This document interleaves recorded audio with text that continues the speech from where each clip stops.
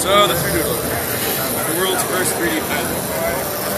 Fast, slow. So I'm just feeding in a piece of ABS here. There's a little PLA left over.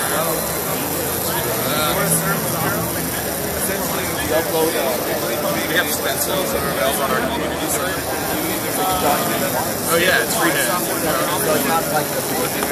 No, but you can repair 3D prints with it, just using the same materials. You can repair I repaired my glasses with it. Wait, get a close up of the glasses being fixed with it. There we go. Cool. Alright, so alright, now we got some ABS. So you're gonna have like a Well, that's why we have stencils online. And what you do with the stencils is you just color in the lines. Like I have no artistic ability, which is why I can really only make spirals in the air. But I made an Eiffel Tower where I just printed stuff out, colored in the lines, peeled it off the paper, and then used the doodler to join the pieces together. So you can do quite a lot with it.